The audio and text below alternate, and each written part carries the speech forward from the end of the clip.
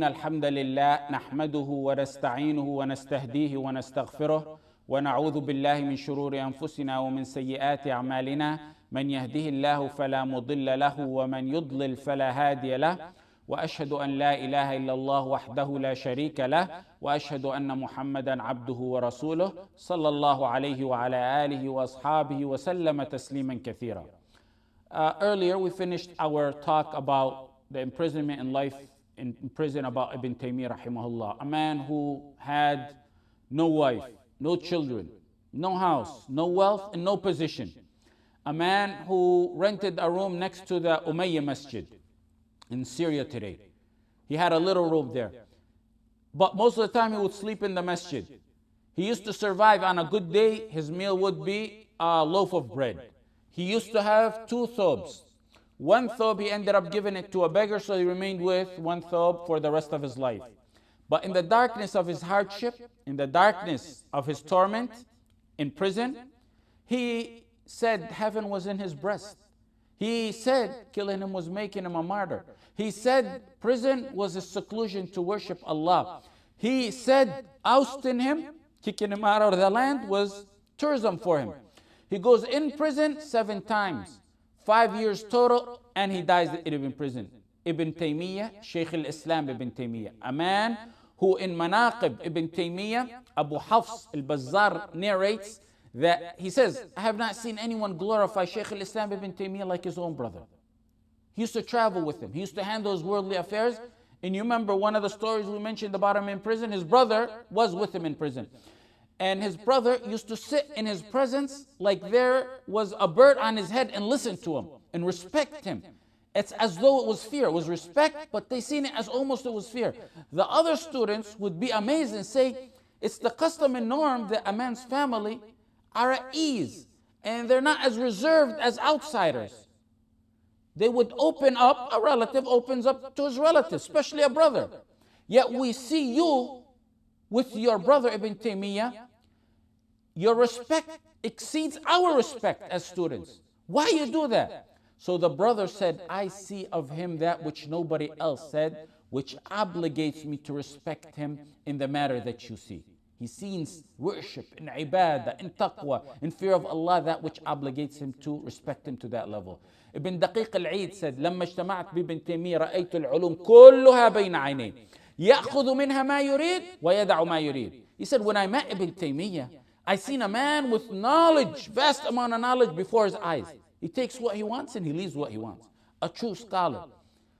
I heard recently a sheikh speaking, and he was saying in his talk, he said, when I go to record my shows in the studio, he said, the producer was telling me, we had this da'i and this so-called person. When they come to us, they say, maneuver the camera in a way that our notes don't show. Don't show that we're using notes. So, because it's very easy to go on YouTube or take a lecture. Now you just can print a lecture off the internet and maybe even spice it up a little bit and use it. That's not knowledge. That may be good if you want to listen to the hadith of the Prophet ﷺ, convey 1 ayah. If you want to convey that message, that's good.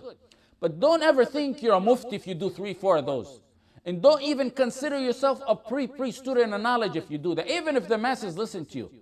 Today, a few speeches like that, and the person ends up speaking on matters and destinies of the ummah that the Sahaba would have backed away from. That's not knowledge. Knowledge is like Ibn Taymiyyah, al-ulum bayna aynay. You have to thoroughly study fiqh and tawheed and seerah and the knowledges, the foundational knowledges, in order for you to be a pre-student of knowledge.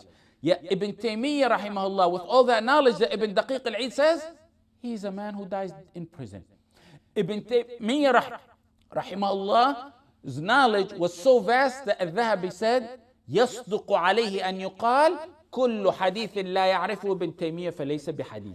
Every hadith Ibn Taymiyyah doesn't know, this is al-Dhahabi. And if al-Dhahabi says that, you better believe it. Every hadith Ibn Taymiyyah says he doesn't know, is not a hadith. Shows you his knowledge in ilm al-hadith too.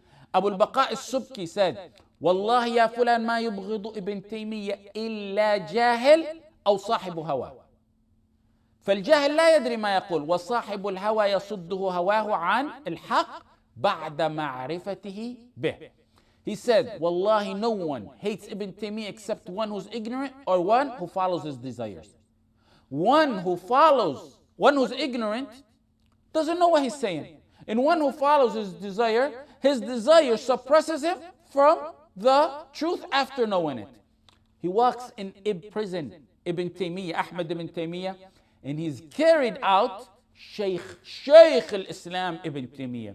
Ibn Taymiyyah from prison said, if the kings knew the happiness that we feel in our hearts, they would come to us and try to take it with the tip of their swords. When one's heaven is in his breast, there's very little prison or harm like prison can do to him. Shaykh al-Islam Ibn Taymiyyah rahimahullah said, إن في الدنيا جنة من لم يدخلها لم يدخل جنة الآخرة. In this world is a heaven. Who doesn't enter this heaven will not enter the heaven of the life after. What heaven, Ibn Taymiyyah? The heaven of submission to Allah, of worship to Allah, of being subservient to Allah, giving Allah victories when others back away, giving Allah victories when the sellouts back away. That's the pleasure only a righteous person feels. He feels as though he's in a Jannah. He feels as though he's in a Jannah in this life. He says, if you don't enter that Jannah, you won't enter the Jannah of the life after.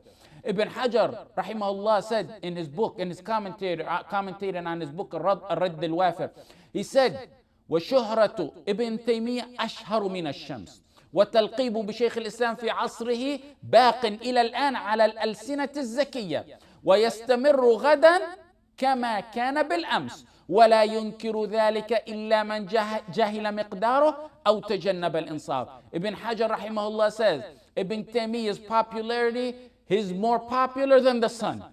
Ibn Taymiyyah rahimahullah's name remains Shaykh al-Islam today as fresh as it remained Shaykh al-Islam during his time. And it will continue to remain on Shaykh al-Islam. Today we say that hundreds of years later. It's true what Ibn Hajar said. And no one will or can deny that except one who's ignorant of his status or has no justice. This was a man who was in prison. Al-Hafidh al-Shahir, Alam al-Din al-Barazali, in his book on history, he said, لم يوجد في الإسلام من اجتمع في جنازته كما اجتمع في جنازة ابن تيمية. No one gathered in a funeral like those who gathered in the funeral of Ibn Taymiyyah. Except, of course, Ahmad ibn Hanbal. And he said the reason is because Ahmad ibn Hanbal was in Baghdad. And in Baghdad, there was more masses, more population over there. Who does not know Ibn Taymiyyah? Who doesn't know Ibn Taymiyyah? He safeguarded Islam. So Allah safeguarded his name and mention. And his knowledge continues today. How many times a day the students of knowledge and masses of the Ummah say, Rahimahullah. Other scholars who were more popular during his time, they were more well known during his time. They're the ones who dominated the scene during this time. Some may not be bad, but gave in a little bit to rulers. Some who just merely took positions. Some who just merely refused to take stands. They are rarely ever mentioned in the names. Ibn Taymiyyah is fresh on the tongues, on the masses of the Muslim tongues, as fresh as it was when he was alive, if not even more today. Now let's move on to our next proud graduate of the University of Yusuf alayhi salam. And no, we're not talking about their lives. We're not even talking about the trials within their lives. Because the topic of our talk is proud graduates of the University of Yusuf, which is prison. So we're only talking about trials they endured or part of it when they went to prison. That's why it's called the proud graduates of the University of Yusuf alayhi salam. So we're only talking about that portion. It would be injustice to say we're talking about their life or even the trials within their life. This is the portion of their trials in prison. Imam Abu Hanifa, the Imam, the great Imam, went through many trials. One was with the Khawarij, which was not that big of a trial. Big, but not as big as the other ones. And then with the Umayyah and the Abbasiyya Khilafah. Both the Umayyah and the Abbasiyya. Al-Dhahhak ibn Qais al-Shaybani, who was a Khariji, entered upon him and held Abu Hanifa as a captive. He was from the Khawarij. And he asked Ibn Taymiyyah to repent on matters, he said, discussing Ali and Muawiyah radiallahu anhum. But Abu Hanifa remained steadfast and kept debating him back and forth until they gave up and let him go. Another time they returned and they said, Abu Hanifa, we have two deceased people outside. One was a woman who died and she was a prostitute. The other died on an overdose of alcohol. The Khawarij, among their principle and beliefs, is that the real Khawarij, they believe that one who commits a major sin is a kafir. A Muslim, if he's Muslim and he commits a major sin, he's a kafir. So Ibn Taymiyyah, they wanted Abu Hanifa to denounce or call those two deceased kafir. Abu Hanifa continued to debate them back and forth, because we believe if they pray and they made their salah and they died on a major sin, we don't call them a kafir.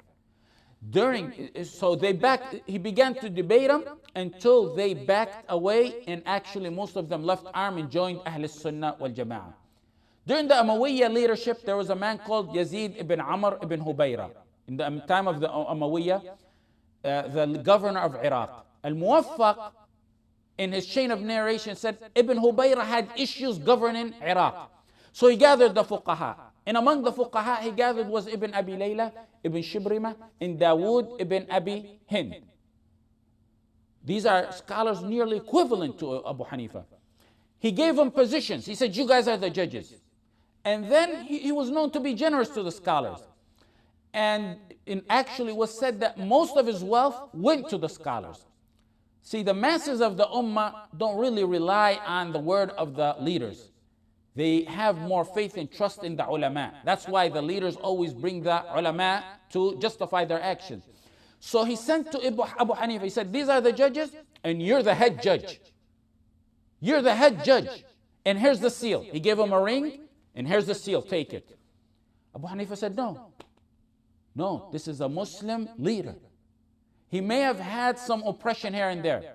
He may have oppressed his people, but he's Muslim. And no one of the Muslim leaders today, of the so-called Muslim leaders today, can be compared to this man. Ibn Hubayra said, Wallahi, if you don't take it, I'm going to lash you. The scholars surrounding here and this in the palace said, some of them just want to earn their living and kick back and relax, go back to their wives.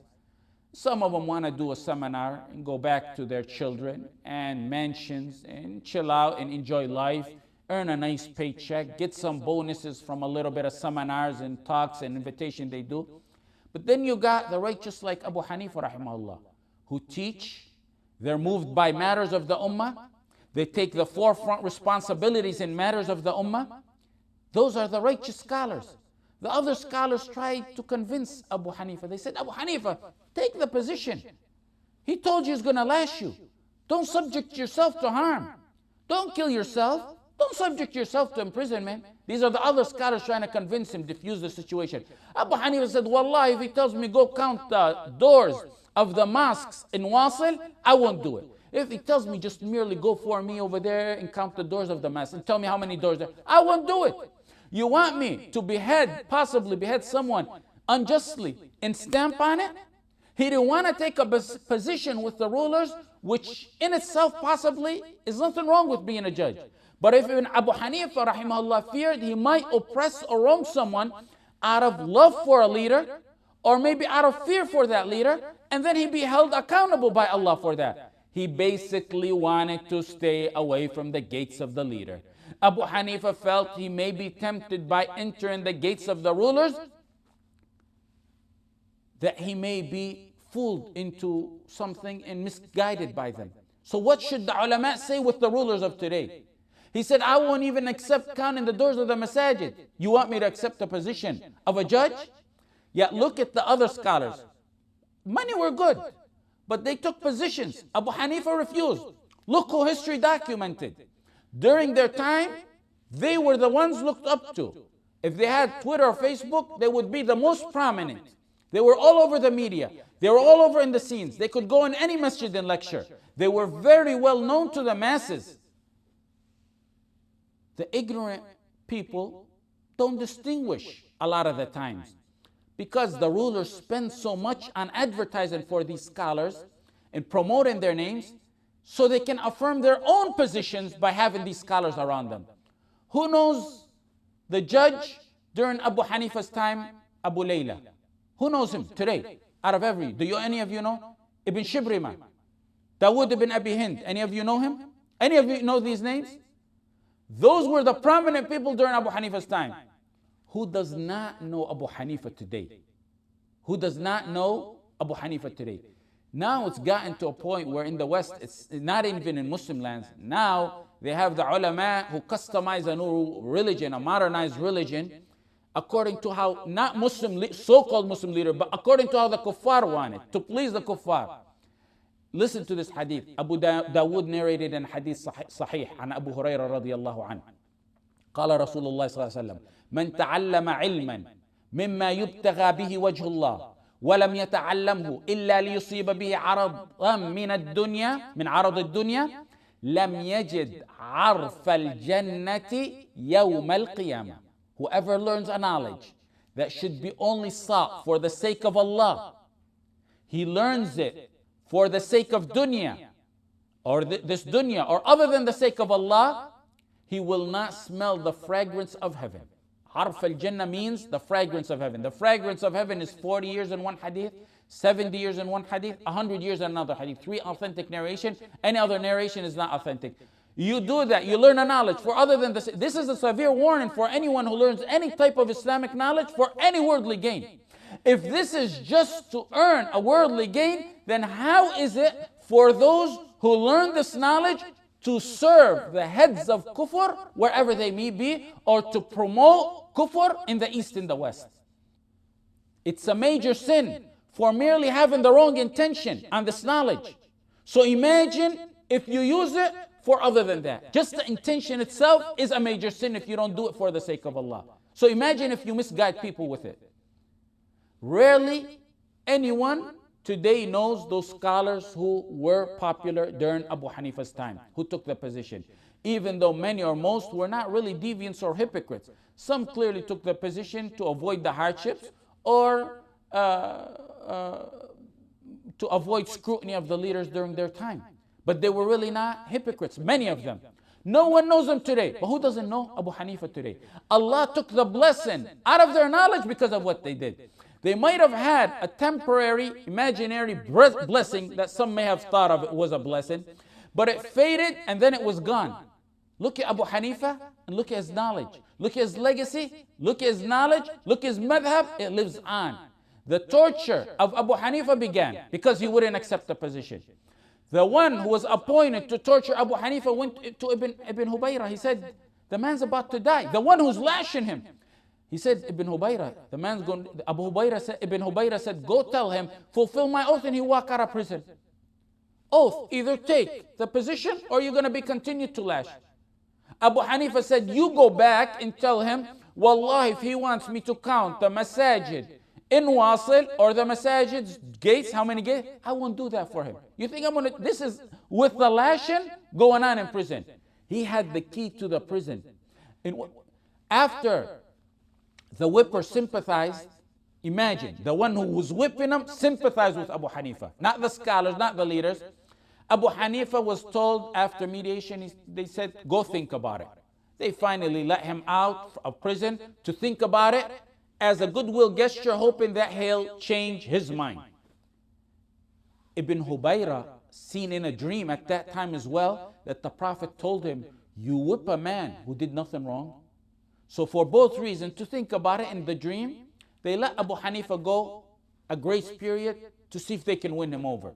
Because they always dealt with love, fear, hope, fear with them. Abu Hanifa got on his camel and fled to Mecca. And remained in Mecca until the Umayyad rule changed to the Abbasi rule. Imagine that. If anyone was to tell a ruler, I don't want that position, what are they going to call him? What the Murji'a rejects going to call him today? They're going to call him Khawarij. This was leaders who were better than any of the leaders today, who never sold their dignity, never allied the enemy, who never honored and gave their resources and wealth to the enemy. Yet he refused to take a position with him. Ibn Hubayra, the governor of Baghdad, who did all this to Abu Hanifa, never made Baghdad a state for the enemy to roam around in it, for the enemies to roam around in it, making it more comfortable for them than their own homes. Yes, they had some oppression, yes, no doubt about that. But they were Muslim leaders. Today, you hear of a Murji'a reject saying, Maliki, who's the leader in Iraq today, the Shia, he's a wali amr, he must be obeyed. And anyone who revolts against him is a khawari. You heard that today. The punishment of Abu Hanifa was prison in lashings. And they took him, just the punishment of the lashing was 10 days. Every day he gets 10 lashes. Some said 11 days. So that's 110 lashes. The scholar said he was very steadfast and patient when he was lashed, except when he was lashed in the face, when they lashed him in the face. Why? Because he didn't want his mother in the future to see what happened to him in a visit, or probably if he gets released. When his mother seen it, she was extremely sad, and she told him, when he got out, she said, knowledge that leads you to this, you should leave it, son. She was sympathetic with him. And his response was stunning. He said, mother, if I wanted worldly gain, I would have gotten it and more. But I wanted Allah to know I guarded His religion and His knowledge. And I did not let these worldly matters destroy me. Physical torture is not destroying me, mom. That's basically what he's telling her. Using the knowledge in improper way is the destruction. 10 days, 10 years, who cares, mom? That's basically what he's telling her. I stood my ground, mom, for the sake of Allah. Why every day 10 lashes? Why every day 10 lashes? Why didn't they give him 110? Because they were so hard, they didn't want him to die, but rather suffer. His body couldn't handle more than 10 lashes. So they wanted him to suffer, so every day they give him 10 lashes, so they can torture him more. Abu Hanifa was adamant, I'm not going to be a judge. Ya Allah, all this, so he won't be a judge? A position, one of the highest positions of his time. When he was released, he said, كان غم أمي أشد علي من الضرب. My mom's agony over me was worse than the torture. She's depressed.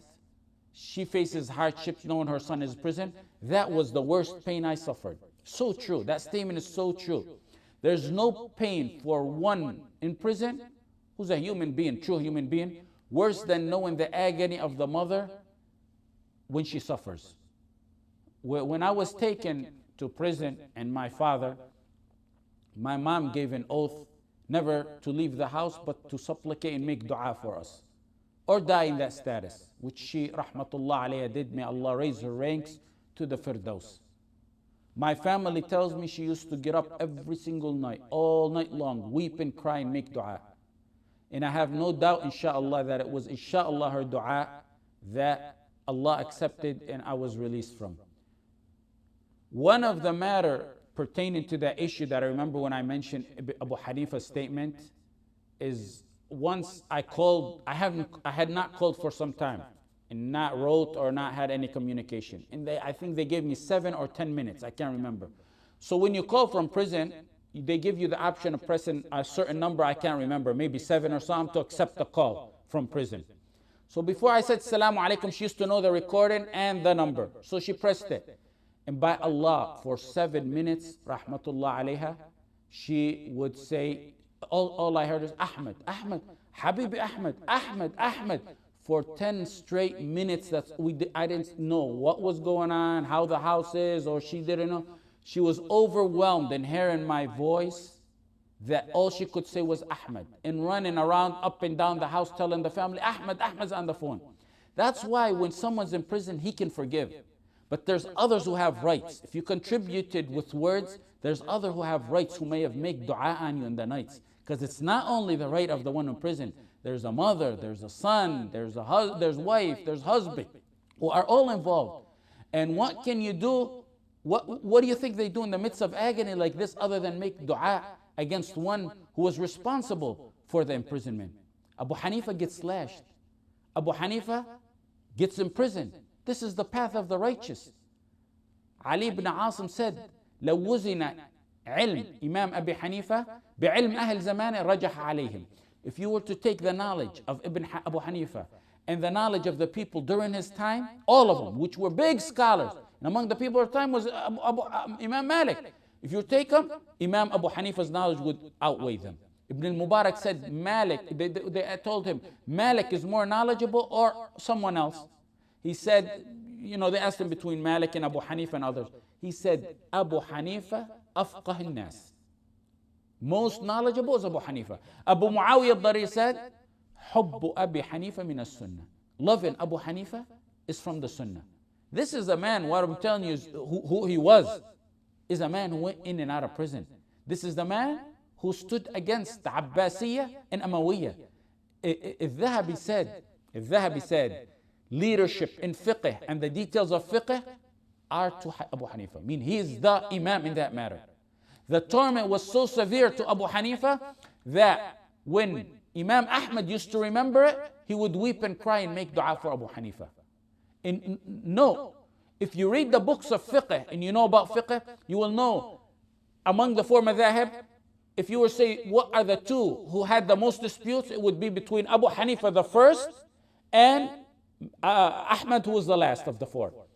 Because Abu Hanifa had very little hadith and he had to do a lot of ijtihad rahimahullah, whereas Ahmad had plenty of hadith compiled and he resorted more to hadith. Did Imam Ahmad say, I'm glad Abu Hanifa, who I disputed with him in this and this and this, I'm glad he got tortured in prison? He used to remember the lashing of his brother Abu Hanifa, who deferred in many fiqh issues, and cry and make dua for him. And he used to remember when he himself was being lashed and make dua for Abu Hanifa.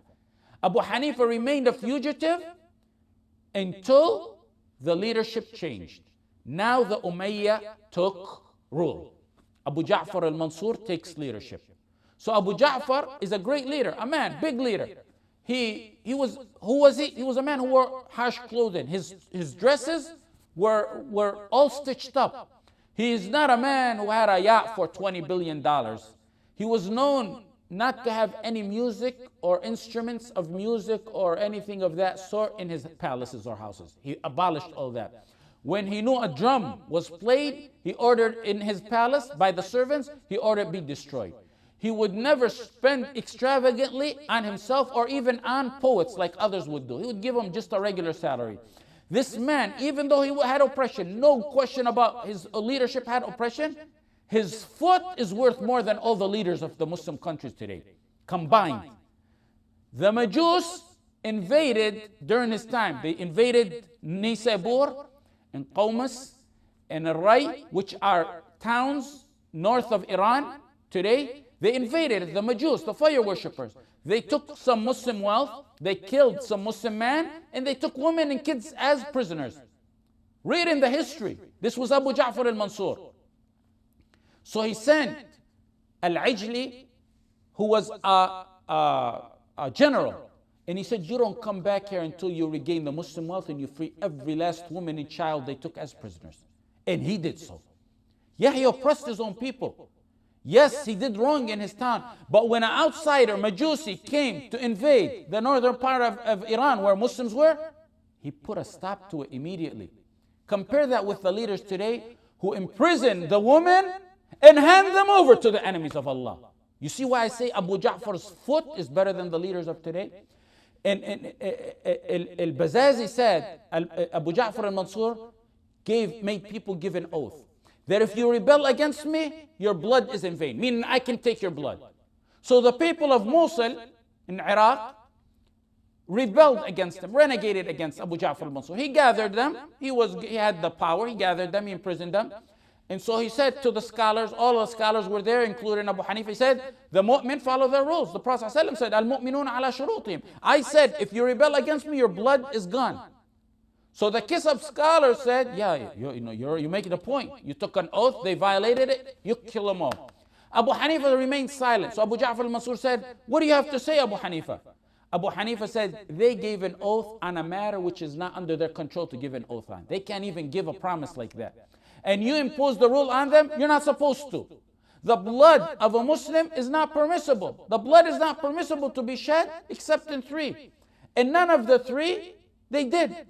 So the rule of Allah supersedes your oath and your rule that you guys exchanged.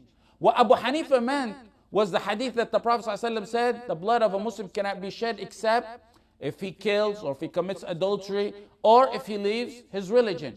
Islam, this is in Islamic Khilafah. Islam sacreds the blood, so you can't kill him. So Abu Ja'far accepted Abu Hanifa's statement and he let him go. It took a lot, but he let him go. He told Abu Hanifa, I let him go. Don't inspire people to rebel against me. And he let Abu Hanifa go. Abu Hanifa remained steadfast, firm, outspoken in matters of truth. Even though the leader was kissing up to him. The others kissed up to the leader kissed up to him. Zafar said, his student, Abu Hanifa's student, he said, Abu Hanifa used to continue to speak loud and be in the forefront of matters of the ummah. Until I told him, Abu Hanifa, when you're going to be quiet? They're going to put the noose around our necks if you don't stop. The same exact problem that happened during the Umayyad rule happened when Abu Ja'far took leadership. After he quashed the revolt, he summoned Abu Hanifa. And just like Ibn Hubayra did back in the previous ruling, he said, Abu Hanifa, you should become a judge, and you're going to be the head judge. And he sent 10,000 dirham and a female servant. And Abu Hanifa, Abdullah ibn Humayd, who brought he was a minister for Abu Ja'far al-Mansur, he brought it. He said, take this back to him. I don't accept this. He said, take it. He said, I refuse it. So he was summoned to the palace, Abu Hanifa. And when he was summoned, Abu Ja'far al-Mansur said, are you rejecting the position of a judge? He said, yes, I reject it. I'm not fit for that position. And they kept going on and on, Abu Ja'far al-Mansur and Abu Hanifa, rahimahullah. So Abu Ja'far gets mad because he speaks back to him. Abu Hanifa said, I'm not fit for it. So Abu Ja'far said, you're a liar. Abu Hanifa said, well, now you called me a liar. How can a liar become a judge? Abu Ja'far gets even angrier and said, Wallahi, you're going to be a judge or I'm going to lash him with just same thing Ibn Hubayra did a while ago. Abu Hanifa said, Wallahi, I'm not going to be a judge. So one of the guards there said, our leader says an oath and you say an oath? Abu Hanifa said, yeah, well, he's richer than me. He can do a kafara. I can't. Meaning he's richer. He can feed 10 poor people. He can do a kafara. I'm a poor man. He was sort of making fun of them. Then he was ordered in prison. Do you know when Abu Hanifa, after this dialogue went on, what Abu Hanifa was in prison for? He was in prison because he was considered a Khariji. He was in and out. These are the path of the righteous. In and out of prison while the others are in and out of 5- and 7-star hotels. This was a man who was in prison because he's considered a Khariji. They considered him a Khariji. Not only did they consider Abu Hanifa a Khariji, this was his official charge. He was considered Alawi Khariji. Imagine that. You know the ancestors of Hafiz and Bashar al-Assad? They were always trying to revolt against and renegade against Abu Ja'far al-Mansur. They considered Abu Hanifa part of that. Alawi Khariji. So Abu Ja'far al-Mansur orders him in prison. So basically what I'm trying to say, don't get mad when a Murji'a reject calls you a Khariji. And it's not only today, it's not only the Murji'a rejects who call a Khariji, but I heard a modernist very recent in a clip, a modernist in the West, use the word Khariji in defaming one of the biggest leaders of our time. Now the modernists, so-called Salafis, and the Murji'a rejects began using the word Khariji. Abu Ja'far lets him go to prison and orders that he be tortured under his command, and he says treat him very harshly and threaten his life and pressure him in every single way you can. Abu Hanifa right now at this time, at this era, Abu Ja'far Mansur was right approximately 70 years old. He was weak, he was old, and they feared that he may die in prison. And this might cause an uprising. So they let him go to his house, but in his house he's under house arrest. He can't speak, he can't leave, not even for salah. He can't give no fatwas. Yet Abu Hanifa remained firm. And he died in his prison 150 years after the hijrah of the Prophet Muhammad ﷺ. He died in his house prison.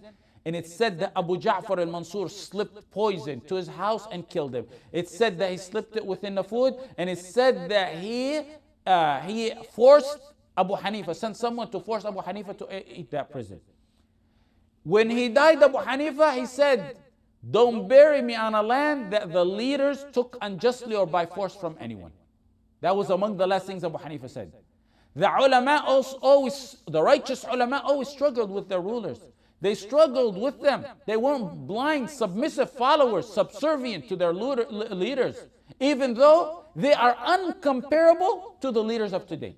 I'm going to repeat, they were oppressive back then, but they're uncomparable to the leaders of today.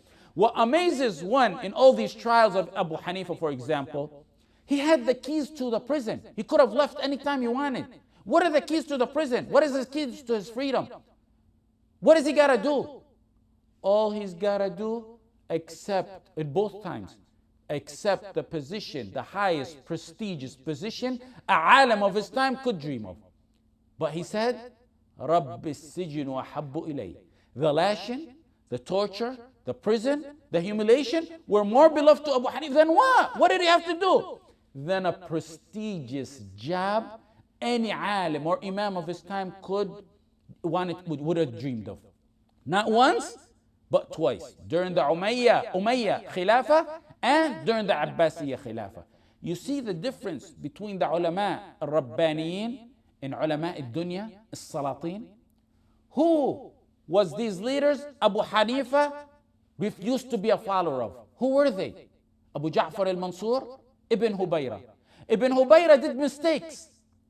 He oppressed. But he was a man who used to call scholars every time he felt his heart was hardened.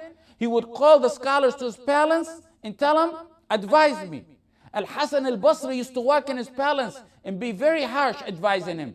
And he would weep. Al-Sha'bi said, when we used to walk in, me and Al-Hasan al-Basri used to scare him, to scare the leader and scold him and warn him in matters and verses and a hadith of the life after. So much that Ibn Hubayra, the leader, would weep and cry so much we think he's going to die from the crying.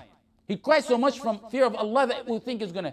This was a leader not spreading the call of kufr out of Mecca, spreading the call of interfaith out of Mecca. Tell the stance that I'm telling you, both of them, in the Umayyah and the Abbasi Khilafah of Abu Hanifa. Take the name Abu Hanifa out, take the Umayyah Khilafah out, and take the Abbasiyya Khalifa out. Take the stance and say it to anyone. You know what they're going to do to those Murji'a rejects? Tell them the stance of Abu Hanifa without mentioning the names of the leaders or the Imam. They're going to say he's a Khariji, and they're going to send you, they're going to tell you, send one of their 12-year-old to write you a 20-page refutation, and then they're going to say, then you tell them, but this was Abu Hanifa. They're going to back away, say, oh, but Barbahari said don't refute, don't debate with Mubtadi'a and you're a Mubtadi'a. This is their path. This is how they become misguided. I heard a snippet that I talked about a moment.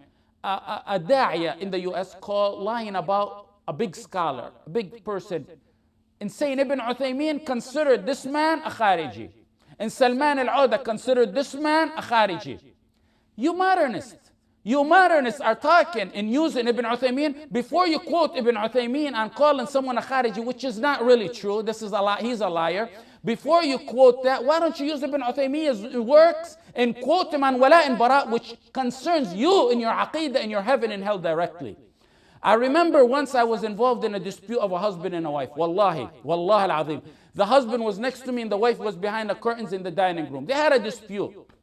They were solving a marital problem. We were solving some kind of marital problem that would have approximately 12 years ago. And the topic came up that wasn't really essential to the main topic of the feud. She said, Sheikh, I know my rights over this man, that I have to be obedient. And one of the things she mentioned, I don't know what was the content, she said, Sheikh, I know anal sex is haram, but if he orders me to do anal sex, which he does, then I give in because I'm supposed to listen to my husband. I know it's haram to sit with mingled men and females and talk with them, but if he asks me, I do it because I'm supposed to be obedient. Like the Prophet ﷺ said, MashaAllah, the new fiqh, she's a faqihah now. The order of the husband supersedes the order of Allah. She heard so much hadith, this innocent woman, in obedience to the husband. Her fiqh made her assume that the obedience to the Prophet Muhammad sallallahu alayhi wasallam, the obedience to the Prophet Muhammad, the obedience to the husband supersedes the obedience to the Prophet Muhammad sallallahu alayhi wasallam and Allah. I looked at the faqih, I said, MashaAllah, MashaAllah, new fiqh. The order of the husband supersedes the order of Allah. She heard so much hadith and obedience of the husband, her fiqh made her assume it supersedes any other order. You can't blame an ignorant woman born in this country who can't really speak a lot of Arabic for that rationale. She was corrected and she accepted. May Allah grant her and her husband barakah, inshallah ta'ala. But that rationale, the point of it is that rationale is that of the murji'ah today. And all the ulama of the Salatin and the modernists along with them. That's the same rationale they adopt. That's exactly how those so-called ulama view things.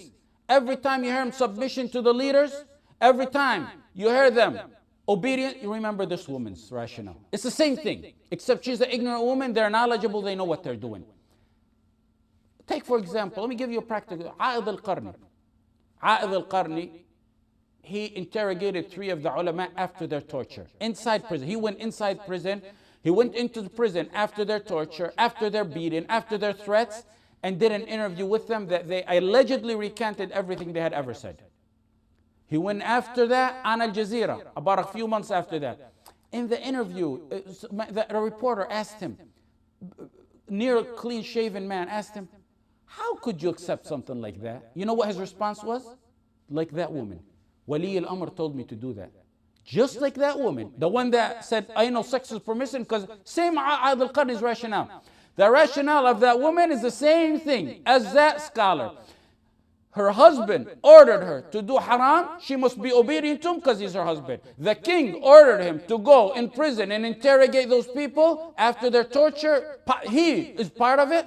He said, I have to listen. You be a participant in the torture of your brother because the leader said it. What's the difference between you and that woman who said, I know sex is permissible? But Abu Hanifa, nah. If he asked me to count the doors and the gates of Mosul's masjids, I won't do it. I won't even do something I think is okay to do for him, let alone something else. Is he a Khariji? Ask him if he's a Khariji. Another example of one who's always apparent on TVs all over and who supposedly his tears don't dry because of verses, he's moved by verses from the Quran. This week he goes to Vienna, Austria, as one of the heads of the delegation to promote interfaith. What happened to all those tears that were shed? If those tears don't move you to the right aqidah, there's no good in those tears. Why does he go? His rationale is the same as that woman who said it's okay to have anal sex because her husband ordered. The leader, Wali al-Amr, said to go to Vienna and promote interfaith. Wali al-Amr said that. Ibn Baz, rahimahullah, and al-Lajna, just many years ago, gave a fatwa that interfaith is a call of kufr. How so suddenly did it become a call of Islam and to promote Islam? Why at one point the call of kufr now has become the ideal method to spread Islam? What has changed? Explain to me how the scholars of Saudi in their fatwa 17300, you can go look it up, Ibn Baz, Bakr Abu Zayd, Al-Sheikh, Al-Fawzan, and signed it. Back in the days, they said, in a long fatwa, I just want you to look at point number 8 in it. They said if a Muslim calls to this call, it's a call of ridda, apostate. It may make him apostate. This is the own high official scholars over there. Why and what changed? Some play games with the terminology, dialogue, da'wah. There's a difference between da'wah, which we're all for, and there's a difference between interfaith. Al-Fawzan, Al-Rajhi, Al-Ghunayman, Al-Salih, Al-Mahmud, Al-Barrak, all of them issued fatwas, consider a call of kufr. They're scholars over there. Righteous, inshallah, guided scholars. When Al-Barrak was going to be put on trial for calling a call of kufr, over 20 big, reputable scholars backed him with a fatwa saying what he said is the Quran and the Sunnah. This individual who represents this delegation of interfaith was asked by a caller one time, about a year ago. He was asked, why don't you talk about the leader, King Abdullah, and what he does? And the one in live question said, one of the things is interfaith. So this man, this sheikh, responds, because today, you might not know it, they're using Mecca, instead of spreading Islam out of Mecca, it's become a headquarters to spread an interfaith. So this sheikh instead of admitting his guilt or brushing it away or something, he says, no, the Christians in Najran came to the Prophet Muhammad sallallahu alaihi wasallam in the Prophet sallallahu alaihi wasallam's mosque in Medina, and they were going to pray to the west, and the Prophet sallallahu alaihi wasallam said, let them pray. They prayed their own prayer in the west in the Prophet sallallahu alaihi wasallam's mosque. This is narrated Ibn Kathir and Ibn Ishaq. This was over a year ago. And it's possible that his justification was why they chose him today to go to Austria and be one of the leaders of that. Little did anyone comment on that story by Ibn Ishaq and Ibn Kathir, that its isnad is mu'dal. Meaning, isnad mu'dal means there's two narrators right after each other missing. Muhammad ibn Ja'far ibn Zubayr narrates from the Tabi'een. There's two men right after each other missing. So we cannot take a hadith like that on any issue. A mu'dal is like a munqati'. It's the same thing.